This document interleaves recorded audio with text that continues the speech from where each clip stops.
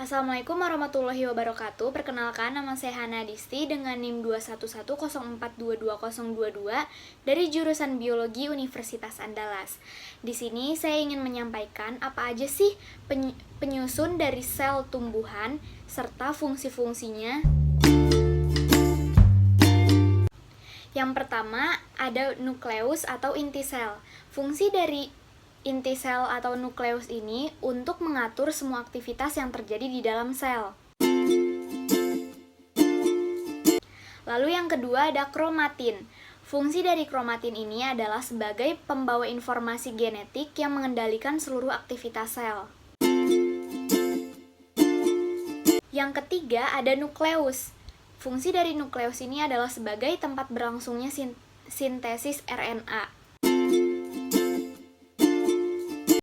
Kemudian yang keempat ada selubung nukleus. Fungsi dari selubung nukleus ini adalah untuk menghubungkan nukleoplasma dengan sitoplasma.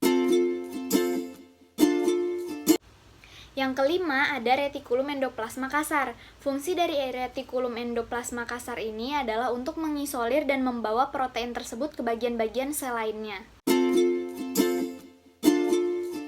Kemudian yang keenam ada retikulum endoplasma halus. Fungsi dari retikulum endoplasma halus ini untuk membentuk lemak dan steroid.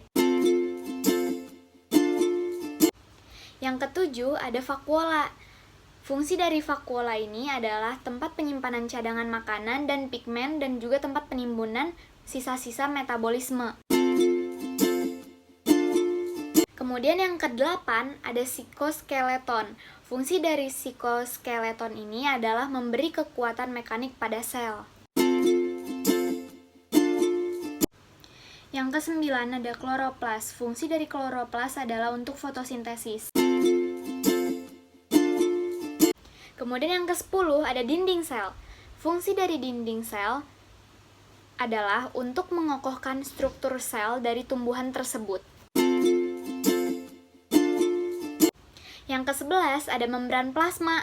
Fungsi dari membran plasma adalah untuk melindungi sel dari luar, mengatur keluar masuknya molekul-molekul, dan sebagai penerima rangsangan. Yang ke-12 ada mitokondria. Fungsi dari mitokondria adalah untuk menghasilkan energi dengan merubah oksigen dan zat gula menjadi karbon dioksida dan energi melalui proses respirasi seluler. Yang ke-13 ada peroksisom. Fungsi dari peroksisom adalah untuk menguraikan hidrogen peroksida melalui fotorespirasi dan juga berfungsi untuk mengubah racun menjadi air dan oksigen serta mengubah asam lemak menjadi zat gula. Dan yang terakhir, yang ke-14 ada badan Golgi.